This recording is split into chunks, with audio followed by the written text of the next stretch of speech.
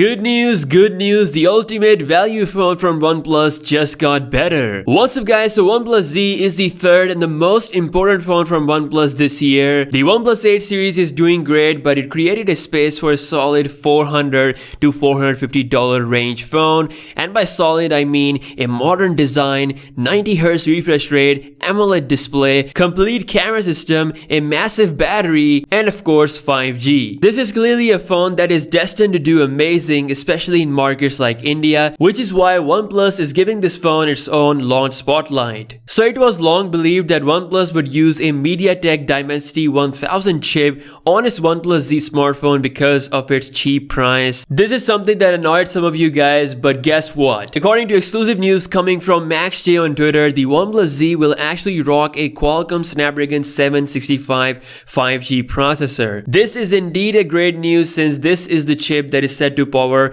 phones like Google Pixel 5 later down the year. It's a pretty good high-performing chip with the Adreno GPU. We can all agree that it's a much better choice than a MediaTek processor, and of course it has that 5G built in. Not only that, Max also gave us the announcement leak for the OnePlus Z, which is planned for the month of July. This is pretty interesting because OnePlus is making sure that this phone has its own complete spotlight, because this month we're gonna see another killer solid phone coming at $400, a bad boy from Google, the Pixel 4a. Google Pixel 4a, like every other Pixel phone, is leaked out there completely in real life images. There are people who actually own the prototype of this phone. Someone recently posted camera samples as well. So for $399, basically you're getting a Pixel 4 camera on a phone design that's possibly the best we have ever seen on a Google phone, a 5.8-inch punch hole OLED display, probably a plastic body with a fingerprint scanner on the back, Snapdragon 730G, and pure Android. While this is looking a great option, it surely is not packing an ultra wide angle lens, which you are definitely going to see on OnePlus Z. It's not going to have a high refresh rate, and of course the battery size is set to be smaller as well. So OnePlus Z is actually checking